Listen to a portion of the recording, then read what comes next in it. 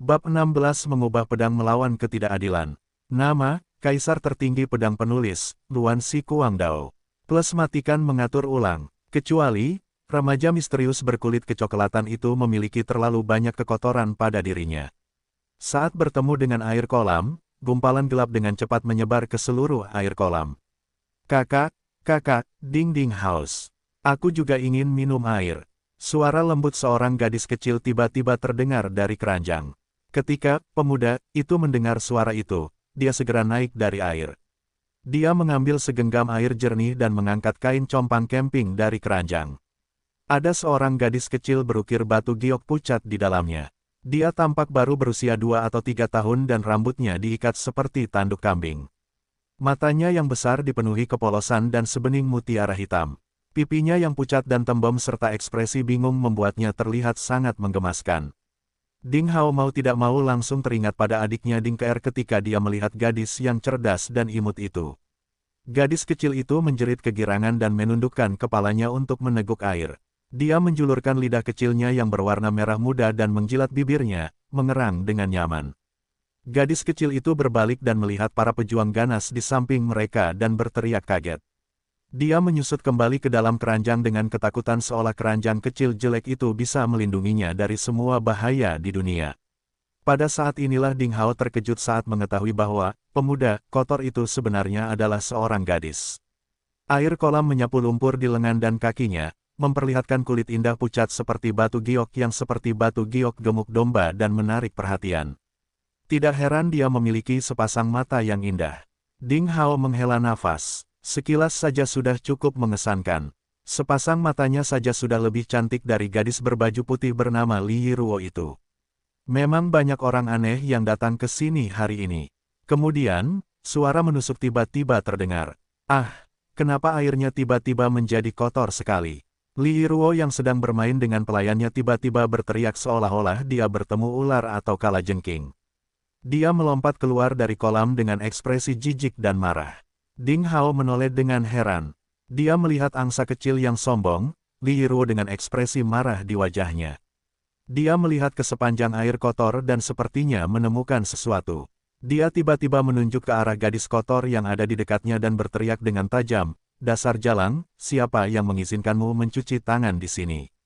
Beraninya kamu mengotori air, pergilah ke neraka. Apa kamu tidak melihatku bermain air di sini? Apakah kamu melakukannya dengan sengaja?" Gadis misterius itu berhenti dan menundukkan kepalanya, merasa bersalah. Dia tidak berusaha membela diri sama sekali. Dia tidak berbicara dan segera keluar dari air tanpa alas kaki. Setelah air kolam membersihkan kotorannya, terlihat kulit yang bersih dan tanpa cacat serta luka akibat ranting dan batu dalam perjalanannya.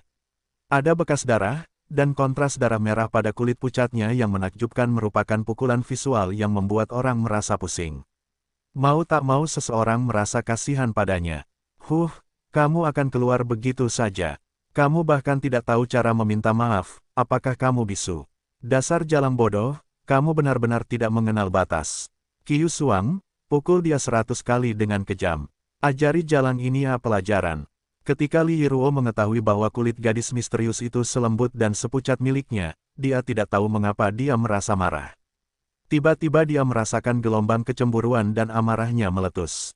Dia berbicara kasar dan memerintahkan pelayannya, Qiu Suang, di sampingnya untuk mengeluarkan cambuknya dan memukul gadis misterius itu. Tamparan, pelayan wanita Qiu Suang mengenakan kostum prajurit dan memiliki latar belakang seni bela diri.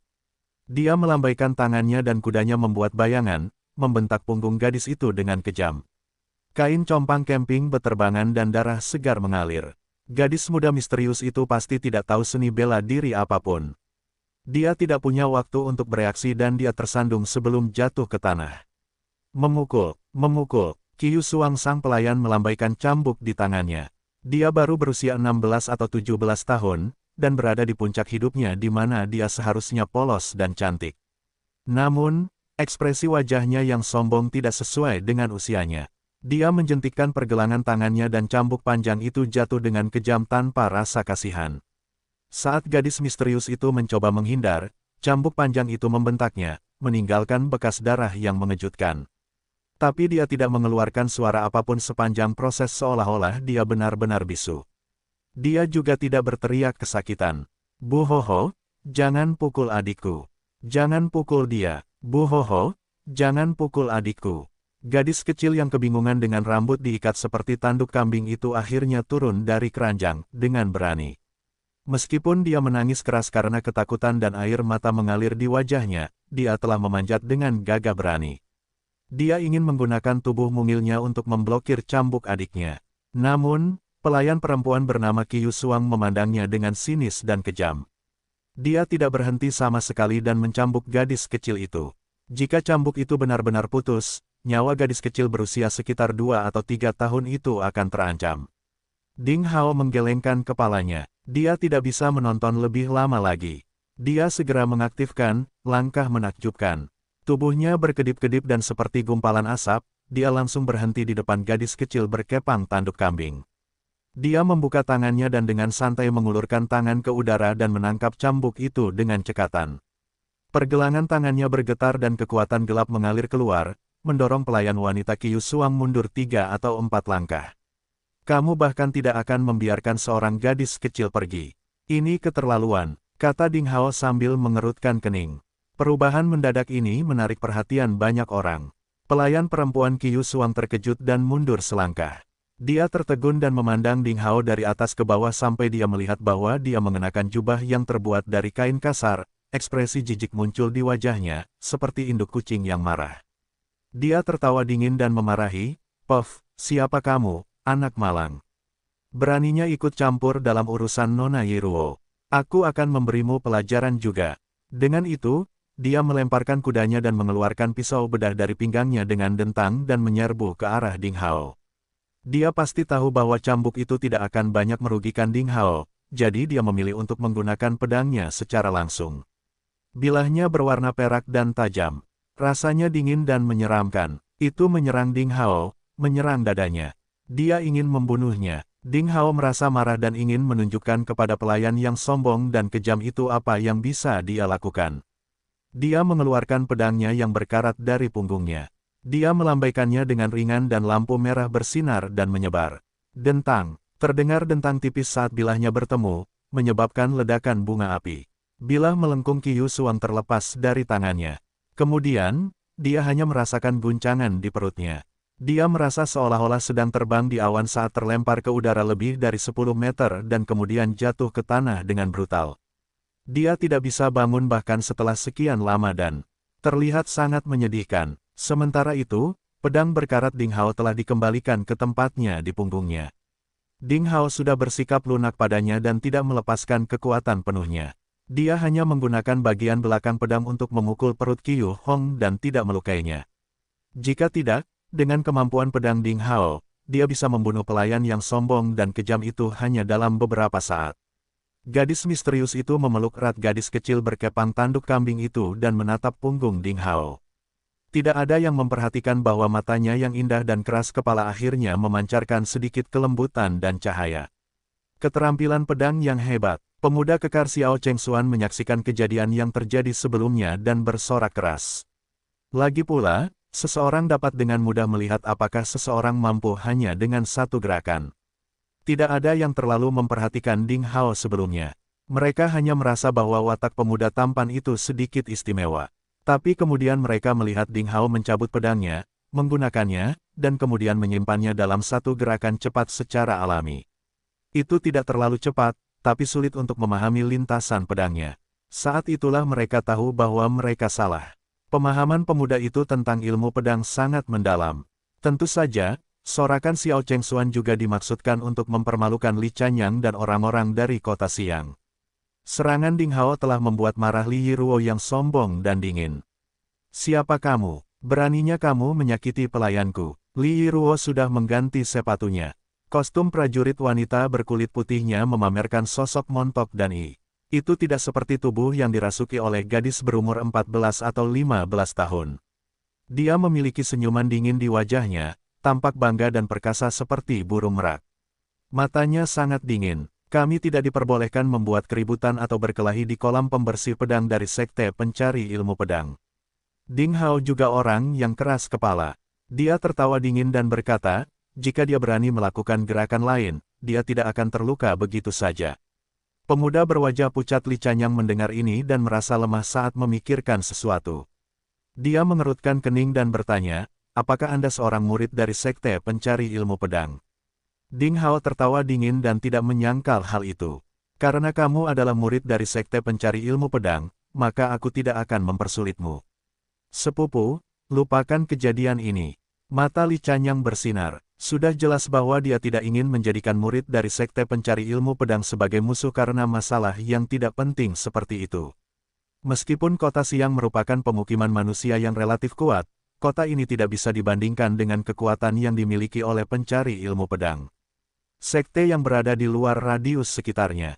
Bahkan murid sekte biasa pun bisa setara dengannya, Tuan Muda Kota Siang. Terlebih lagi, dia datang untuk bergabung dengan Sekte Pencari Ilmu Pedang dan mempelajari keterampilan, bukan untuk membuat musuh. Meskipun dia memiliki kerabat yang merupakan tetua dari cabang Sekte Pencari Ilmu Pedang sebagai pendukungnya, dia seharusnya tidak menimbulkan terlalu banyak masalah. Tentu saja, yang terpenting adalah dia telah melihat keterampilan pedang Ding Hao yang tajam dan lancar dan mengetahui bahwa itu luar biasa.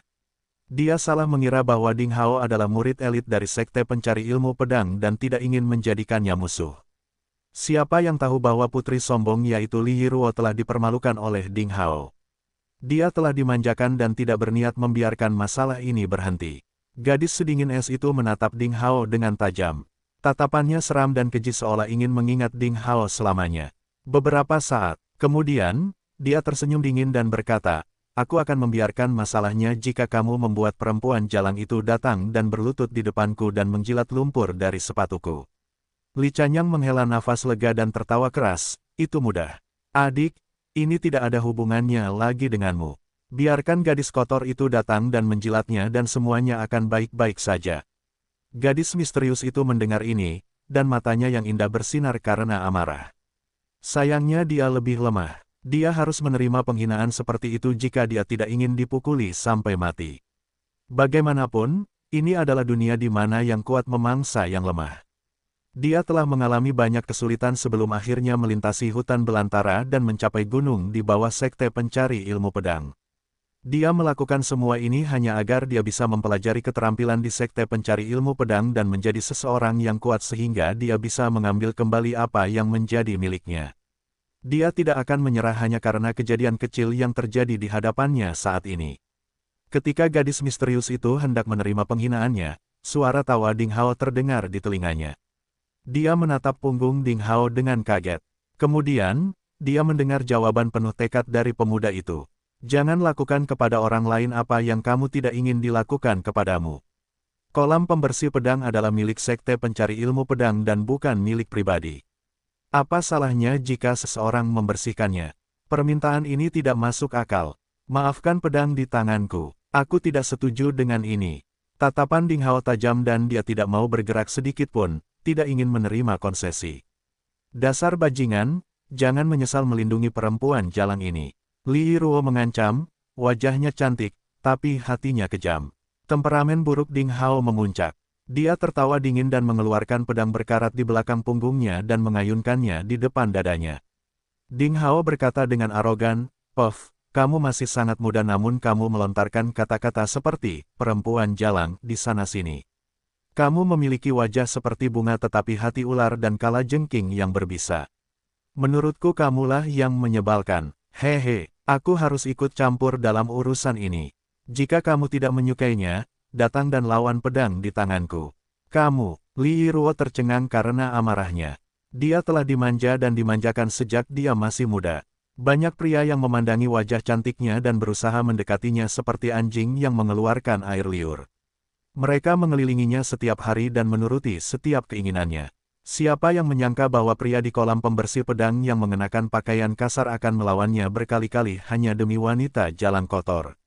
Mungkinkah dia buta? Saya akan membunuh kamu. Li Yiruo merasa sangat malu.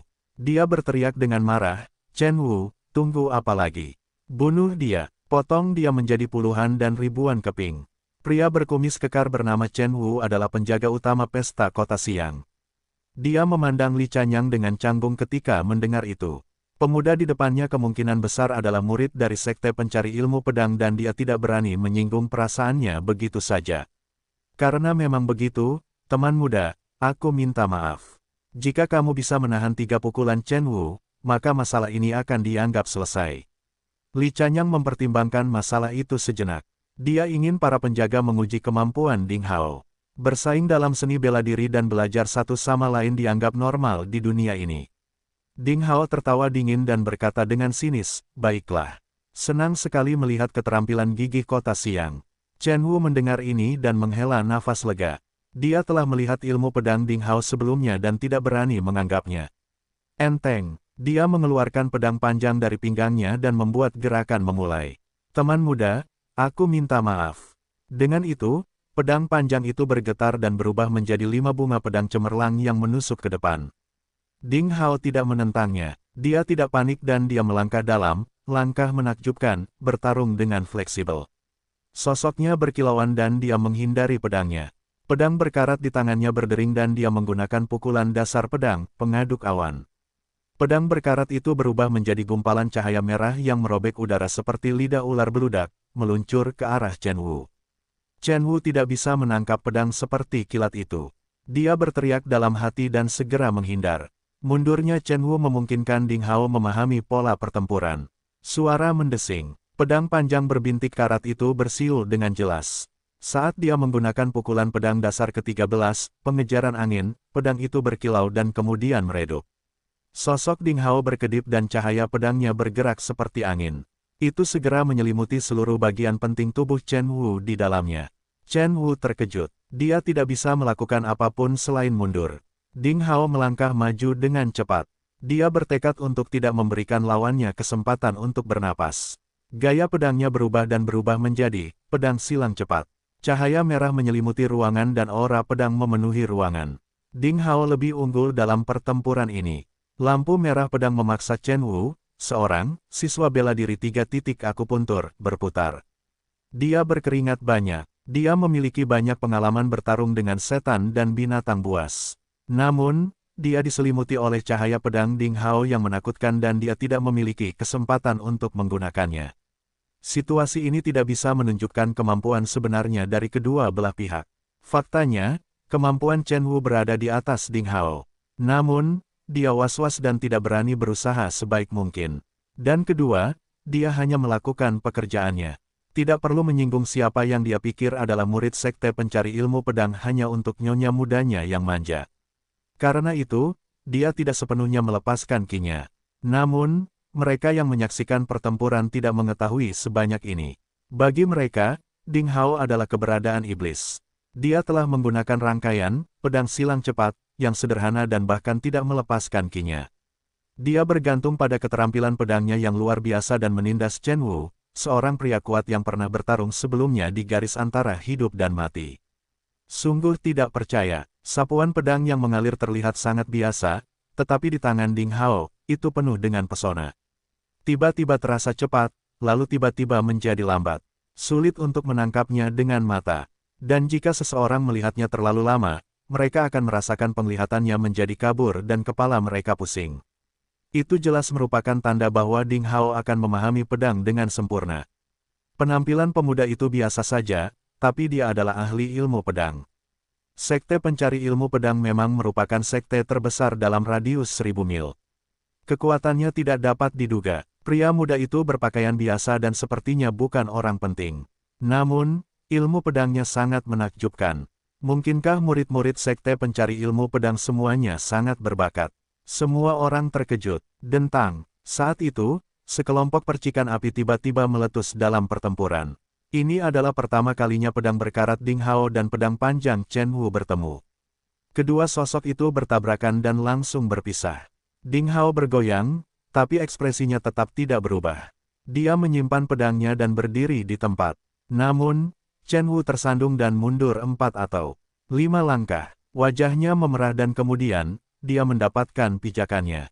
Chen Wu menarik napas dengan cepat dan memegang gagang pedangnya dengan pedang mengarah ke bawah. Ini adalah etiket standar ketika mengakui kekalahan.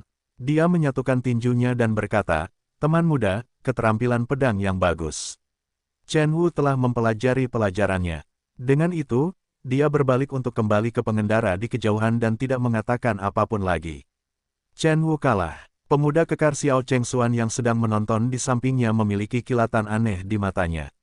Li Chanyang juga terdiam tak bisa berkata-kata. Keduanya seusia Ding Hao dan telah berpendidikan tinggi sejak mereka masih muda. Mereka mengira bahwa mereka sudah menonjol di antara rekan-rekan mereka. Tetapi dibandingkan dengan pemuda yang mengenakan pakaian kain kasar di depan mereka takut bahkan tidak bisa menahan pedang secepat kilat milik Ding Hao. Li Yiruo yang arogan juga menatapnya dengan mata terbelalak. Dia tidak percaya dengan apa yang baru saja dia lihat. Kamu masih muda, namun kamu sombong dan tidak masuk akal. Kamu mempermalukan orang lain dengan santai hanya karena insiden kecil hanya karena kamu memegang kekuasaan. Bagaimana orang sepertimu bisa memenuhi syarat untuk memasuki sekte pencari ilmu pedang? Ingat, hanya karena kamu memiliki keluarga yang kuat bukan berarti mereka bisa melindungi harga dirimu yang menggelikan dan menyedihkan selamanya. Jika kamu tidak memperbaiki kebiasaan burukmu, suatu saat kesombonganmu akan menyebabkan kehancuran bagimu dan keluargamu. Ding Hao menatap Li Yiruo dengan dingin, memarahinya tanpa ampun. Gadis muda yang sangat cantik itu menjadi layu karena tegurannya. Dia marah tetapi tidak berani berbicara. Ini adalah pertama kalinya Li Yiruo merasa sangat takut. Pemuda di hadapannya tidak hanya memiliki ilmu pedang yang menakjubkan.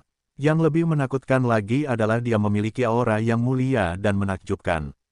Tidak peduli seberapa tinggi Li Yiruo memikirkan dirinya sendiri, dia tetap merasa rendah diri saat ini. Rasa rendah diri memenuhi hatinya dan dia menundukkan kepalanya, tidak berani mengatakan apapun. Ding Hao tertawa keras, merasa sangat puas. Beberapa saat kemudian, dia berbalik untuk membantu gadis misterius dan gadis kecil berkepang tanduk kambing dan mereka berjalan ke kejauhan. Baru setelah dia melihat Ding Hao telah berjalan jauh sebelum Li Yiruo kembali sadar. Dia tidak berani percaya bahwa pria seperti itu telah memberinya pelajaran dan dia tidak berani membalas. Dia mengertakkan gigi dan memarahi dengan marah, "Bajingan, suatu hari kamu akan menyesalinya." Namun, dia tidak berani mengatakannya dengan keras, takut Ding Hao akan mendengarnya, merasa sangat kesal. Tidak ada perubahan yang terjadi setelah itu. Mungkin karena kejadian tidak menyenangkan ini, semua orang merasa canggung. Oleh karena itu, kelompok dari kota Siang dan kota Qing yang tidak tinggal terlalu lama di kolam pembersih pedang.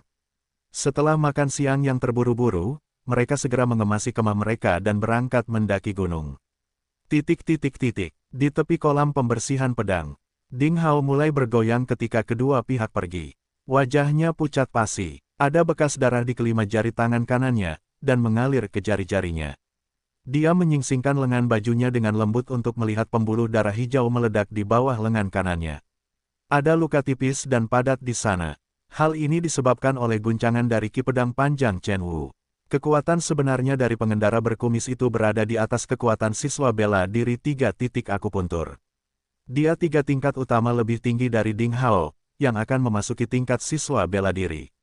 Jika bukan karena pertemuan ajaibnya di Gua Tebing Great Abyss, yang menyebabkan tubuhnya menjadi sangat kuat, lengan Ding Hao pasti sudah patah saat kedua pedang itu bertemu sebelumnya. Kekuatan fisik saya berada di atas pengendara berkumis, itulah sebabnya saya bisa membuatnya mundur hanya dengan kekuatan murni. Namun, dalam hal budidaya ki, perbedaan di antara kami terlalu besar. Saya akan terluka selama kami bertemu. Namun, dengan pengalaman tempur praktis seperti itu, aku telah belajar banyak. Ding Hao memejamkan mata dan duduk bersila di tepi kolam. Dia diam-diam memikirkan keuntungan dan kerugiannya dalam pertempuran sebelumnya. Sementara itu, dia dengan hati-hati menggerakkan ki di diafragma dan memberi nutrisi pada lengannya, perlahan-lahan menyembuhkannya. Sesaat kemudian, lengannya tiba-tiba terasa dingin. Ding Hao membuka matanya karena terkejut. Dia melihat gadis muda misterius berkulit kecoklatan dan kurus. Kepalanya menunduk saat dia diam-diam dan dengan lembut menggunakan kain bersih yang kasar untuk mencuci luka di lengannya.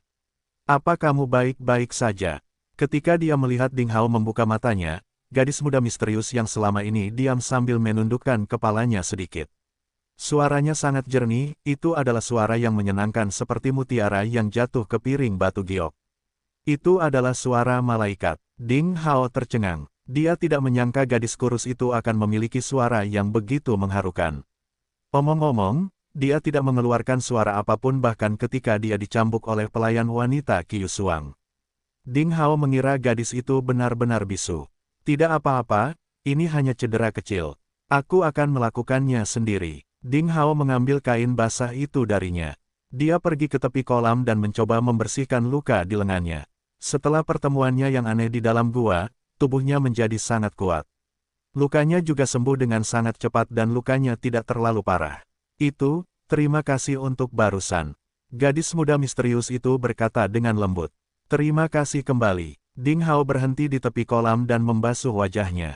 Dia bertanya dengan rasa ingin tahu, mungkinkah kau di sini untuk mengikuti ujian masuk sekte pencari ilmu pedang? Ya, kamu membawa gadis kecil itu melewati hutan belantara sendirian. Ya, Ding Hao menghirup udara dingin dalam-dalam. Setelah jeda, dia tersenyum dan berkata, kamu benar-benar beruntung karena tidak bertemu dengan binatang buas apapun. Kalau tidak, dengan kekuatan lemah gadis itu, dia pasti tidak akan bisa melarikan diri. Bahkan binatang yang paling lemah dan terkecil sekalipun akan mampu mencabik-cabik saudara perempuannya dalam hitungan detik. Namun, melihat luka-luka gadis itu dan pakaiannya yang robek dan compang camping, dia pasti mengalami banyak kesulitan dalam perjalanan. Telapak tangan dan telapak kakinya yang telanjang robek, berdarah, dan penuh koreng.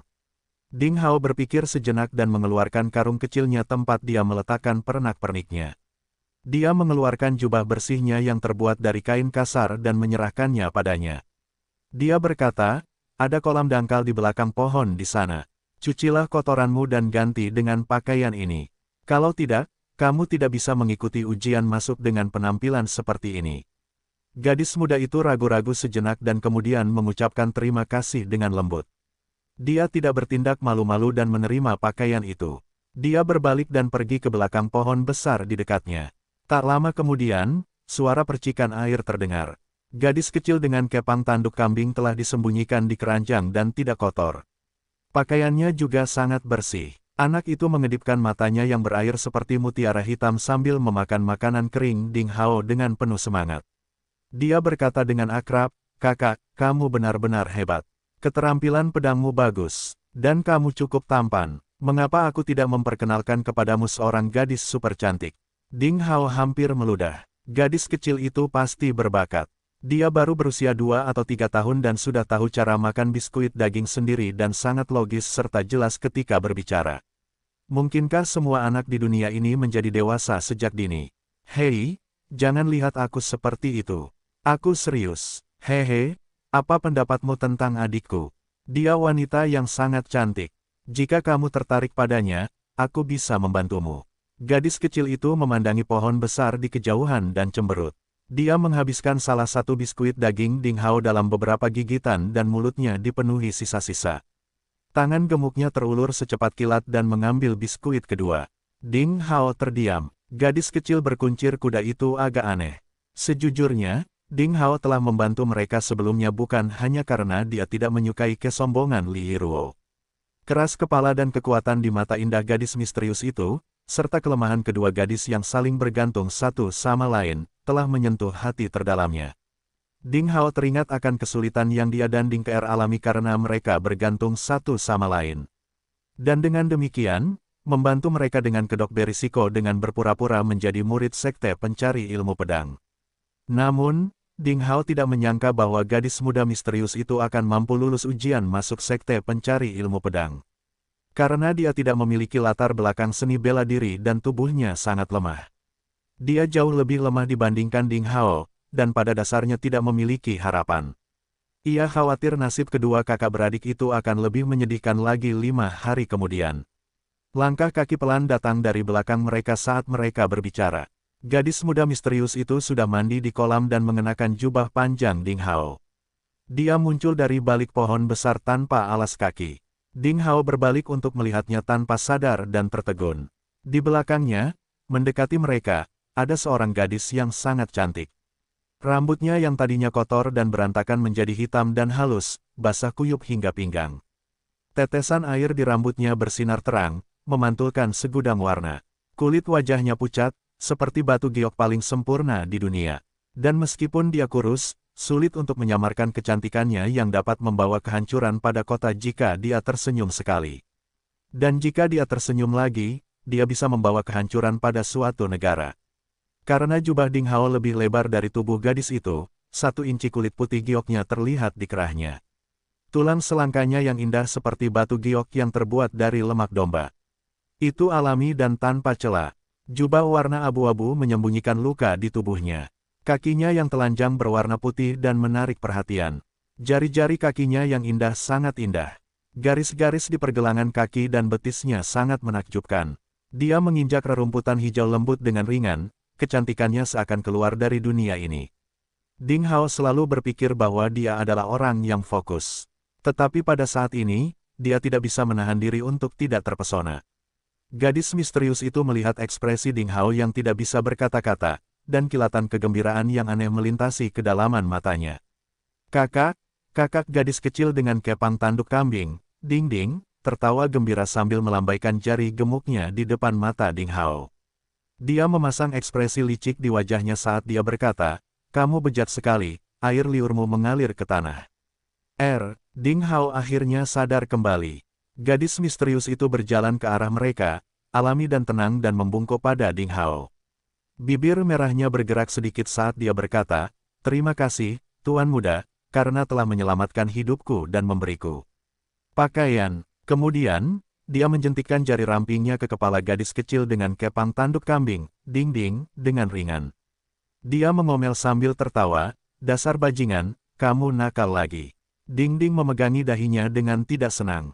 Dia menatap gadis itu dan menggodanya, "Kak, biasanya kamu tidak memperlakukan pria lain dengan baik." Bajingan ini, dia jelas merupakan bakat yang matang sejak dini. Mereka tidak banyak bicara setelah itu. Mereka bertiga duduk di tepi kolam pembersih pedang selama beberapa saat. Ding Hao dengan hati-hati menjelaskan proses upacara penerimaan murid Sekte Pencari Ilmu Pedang yang akan berlangsung dalam 3 hari. Dia juga mengeluarkan barang keringnya sebelum pergi dan memberikan semuanya kepada para suster. Kemudian, dia memikirkannya dan meninggalkan 50 tael perak dan berkata, "Nona, sulit untuk memasuki Sekte Pencari Ilmu Pedang. Simpan tael perak ini jika Anda membutuhkannya. Setelah Anda mendaki gunung, sewalah rumah dan tinggallah di depan gunung dan bersiaplah dengan baik." Dengan itu, Ding Hao berbalik dan pergi. Pertemuan mereka seperti sebuah takdir. Tapi Ding Hao hanyalah seorang pelayan penyapu lantai. Dia hanya bisa merawat saudari-saudari miskin sampai sejauh ini. Gadis misterius itu memang luar biasa cantiknya, kecantikannya tak tertandingi. Namun, Ding Hao bukanlah seorang gek yang tidak bisa bergerak setelah melihat seorang gadis cantik. Dia bertekad untuk menjadi lebih kuat, melangkah ke puncak dan mengendalikan takdirnya. Dia secara alami tidak memiliki motif tersembunyi terhadap gadis itu. Perpisahan sederhananya membuat para suster terkesan. Cahaya aneh menari-nari di mata Ding Ding. Sementara itu, gadis misterius itu melihat ke belakang Ding Hao. Dia ingin berbicara, tapi kemudian berhenti. Pada akhirnya, dia berkata dengan lembut, "Tuan Muda, nama saya Xie Jiyu." Bahkan dia sendiri pun tidak tahu kenapa dia harus memberitahukan namanya kepada pemuda asing yang baru dia temui sekali. Ding Hao berhenti sebentar, tertawa lalu pergi dengan langkah besar. Xie Jiyu, itu adalah nama yang terdengar bagus dan unik. Saat dia melihat Ding Hao pergi dengan santai, mata gadis muda itu bersinar lebih terang. Matahari terbenam seperti warna darah, dan pegunungan hijau seperti gambar. Pemuda acuh tak acuh itu pergi dengan ringan. Adegan memabukkan itu tanpa disadari sangat membekas di hati gadis itu. Waktu berlalu dengan cepat. 3 hari telah berlalu dalam sekejap mata. Akhirnya tiba saatnya Sekte Pencari Ilmu Pedang akan membuka pintunya dan menerima murid. Pada hari itu, Ding Hao bangun pagi-pagi. Setelah bersih-bersih, dia berlatih permainan pedang. Setelah menenangkan diri, dia meninggalkan perkampungan kumuh dengan tenang seperti yang dia lakukan pada hari-hari sebelumnya. Kabut pagi seperti kabut, dan burung-burung berkicau dengan keras. Gunung depan Sekte Pencari Ilmu Pedang dipenuhi kehidupan. Orang-orang berjalan berkeliling dan itu adalah pemandangan yang bising. Bab 20 bagian pertama tes masuk sekte-sekte. Pencari Ilmu Pedang adalah sekte seni bela diri terbesar dalam radius 1000 mil. Banyak orang muda dan berbakat yang ingin bergabung dengan sekte ini. Karena itu, ada banyak anak muda berbakat yang datang untuk berpartisipasi dalam ujian masuk sekte. Ada juga penjaga yang ada di sana untuk melindungi mereka, utusan dari pemain besar di daerah sekitar, murid dan anggota sekte pencari ilmu pedang. Ada berbagai tipe orang yang sibuk. Ketika lonceng pencari ilmu pedang di gerbang gunung berbunyi 10 kali, ujian masuk sekte secara resmi akan dimulai. Ding Hao tidak menunggu di depan gunung. Sebaliknya, dia pergi ke kolam pembersih pedang di kaki gunung. Dia menghabiskan 2 jam untuk menyelesaikan tugasnya pada hari itu, dan kemudian menghabiskan 1 jam lagi untuk berlatih pedangnya di kolam pembersih pedang. Setelah itu, dia melompat ke dalam kolam dan mandi dengan baik serta berganti jubah bersih. Dia telah menyesuaikan tubuhnya ke kondisi puncaknya sebelum berjalan di jalur pegunungan menuju gunung depan sekte pencari ilmu pedang. Ketika dia tiba di alun-alun di gerbang sekte, upacara penerimaan murid telah dimulai lebih dari 2 jam. Ada lautan manusia di alun-alun besar dan sangat bising. Ujian masuk sekte dari sekte pencari ilmu pedang sangat sistematis setelah mengalami perkembangan dan perubahan selama lebih dari 1000 tahun. Itu dibagi menjadi 6 bagian utama: tes usia tulang, tes elemen, tes meridian, tes pemahaman, tes keadaan tubuh dan tes kemauan. Akan ada murid sekte dan tetua tertentu yang akan melaksanakan tes dan ada banyak pusat tes. Oleh karena itu, kemajuannya sangat pesat. Lebih dari 1000 anak muda yang datang untuk belajar telah tersingkir tanpa perasaan dalam 2 jam terakhir. Ada pula yang bersorak kegirangan karena telah melewati babak pertama. Sementara yang lain menangis terseduh-seduh dan mencoba bunuh diri karena gagal. Adegan suka dan duka hidup tersaji di alun-alun yang luas. Ding Hao tiba di area pendaftaran di tepi alun-alun. Ini adalah pusat ujian, tes usia tulang, yang merupakan tes pertama dari 5 tes besar. Seseorang akan lulus ujian asalkan hasilnya benar-benar kurang dari 15. Dan hanya dengan lulus ujian barulah pendaftar dapat memenuhi syarat untuk mengikuti ujian lainnya sehingga tidak membuang waktu. Seorang tetua berambut putih mengenakan jubah panjang berwarna perak duduk di kursi goyang bambu tua dengan tenang sambil memantau pekerjaan di konter pendaftaran. Ada lebih dari 10 murid generasi ketiga lainnya mengenakan jubah merah dengan garis hitam dan memakai cincin tajam di jari mereka. Mereka akan menyapukannya ke seluruh tubuh pendaftar dan setelah sedikit analisis, melaporkan usia mereka yang sebenarnya. 13 tahun, lulus. 9 tahun, lulus. 16 tahun, gagal. 21 tahun. Paman, kamu sudah sangat tua, tapi kamu berpura-pura muda dan mengikuti ujian. Gagal. 15,5 tahun, gagal. Murid generasi ketiga seperti hakim yang paling tegas. Mereka dengan lantang mengumumkan nasib masing-masing pendaftar. Setelah orang-orang yang berusaha menipu terungkap, beberapa merasa kecewa, beberapa memohon dengan sedih sementara yang lain menangis dengan sedihnya. Namun, mereka tidak akan menerima belas kasihan apapun dari sekte pencari ilmu pedang. Jika mereka membuat terlalu banyak keributan, akan ada murid sekte yang akan maju dan melemparkan mereka dari gunung. Ding Hao menghela nafas. Dia mengantri dan segera maju ke depan. Di belakang meja kayu hitam, berdiri seorang murid generasi ketiga yang tampan yang melirik Ding Hao. Dia tampak berusia 20-an. Dia berkata tanpa perasaan, ulurkan lenganmu, lengan kanan. Cepat, Ding Hao baru saja mengangkat lengan kirinya ketika dia merasa lengan bawahnya seperti disengat lebah. Rasanya sedikit mati rasa, cepat sekali. Kemampuan murid generasi ketiga memang tak terduga. Ding Hao tidak bahkan melihat dengan jelas tindakannya. 14,5 tahun, lulus.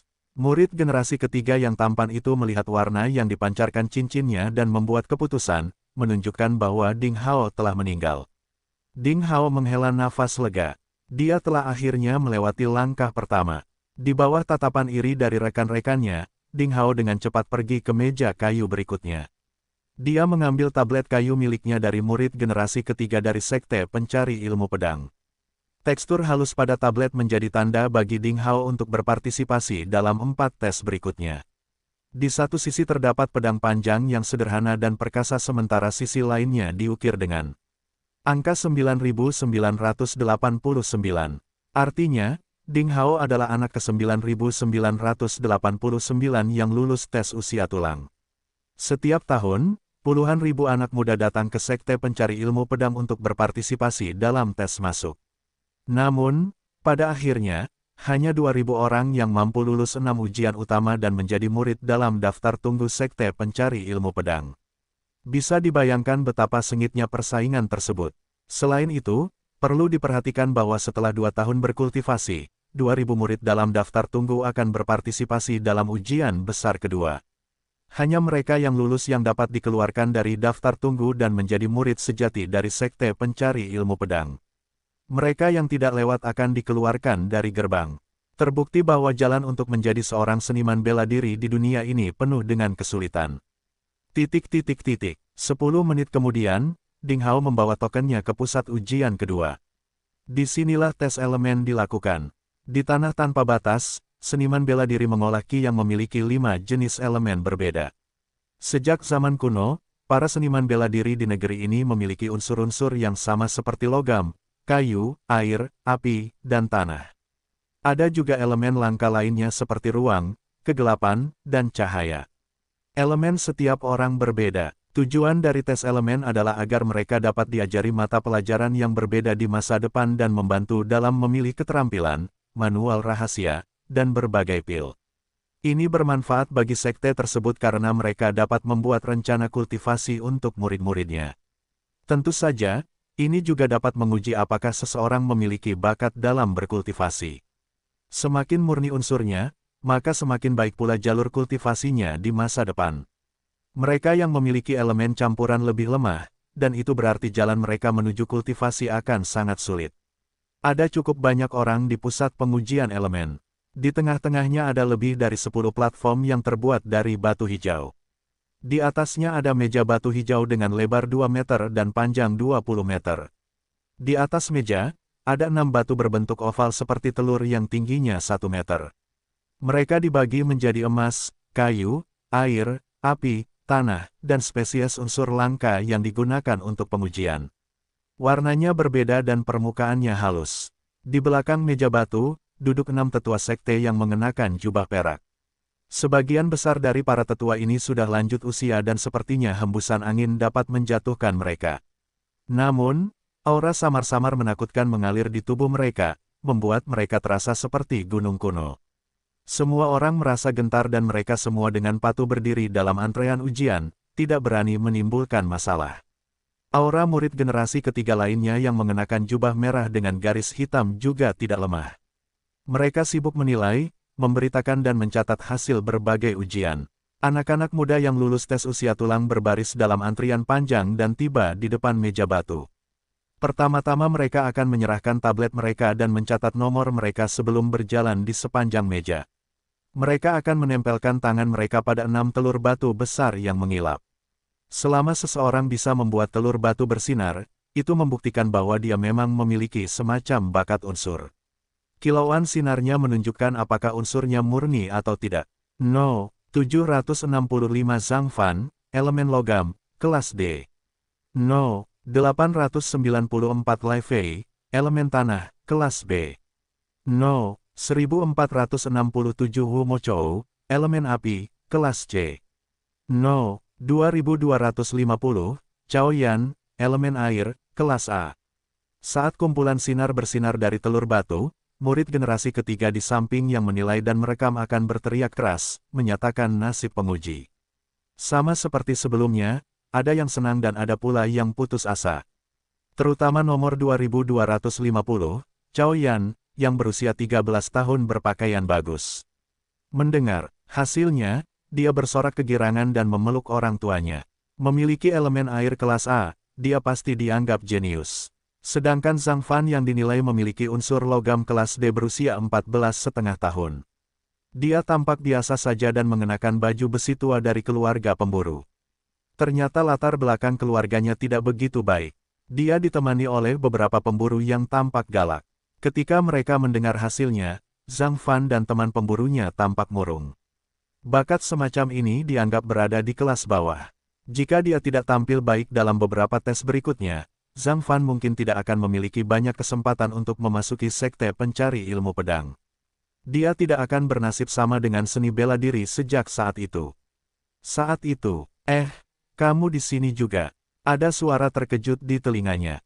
Kamu di sini untuk mengikuti ujian, jadi kamu bukan murid sekte pencari ilmu pedang. Ding Hao mendongak. Dia melihat pemuda kekar, Xiao Chengxuan dari kota Qingyang, yang dia temui di kaki bukit 3 hari lalu di dekat kolam pembersih pedang. Xiao Chengxuan berjalan ke arahnya, menatapnya dengan ekspresi kaget. Ding Hao tersenyum ringan dan tidak menjelaskan dirinya sendiri. Haha, aku benar-benar ditipu olehmu hari itu, bajingan. Xiao Chengxuan tertawa keras. Remaja dari kota Qingyang memiliki alis seperti pisau. Dia sangat baik hati dan tidak mudah marah. Sambil dia berbicara, Xiao Chengxuan mencapai depan meja batu. Tuan muda kota Qingyang menyerahkan tabletnya dan kemudian pergi ke telur batu pertama dengan percaya diri. Saat dia menekankan tangannya ke permukaan, seberkas cahaya cemerlang melesat ke langit. Tingginya beberapa puluh meter dan menyilaukan. Pemandangan cemerlang ini mengejutkan banyak orang.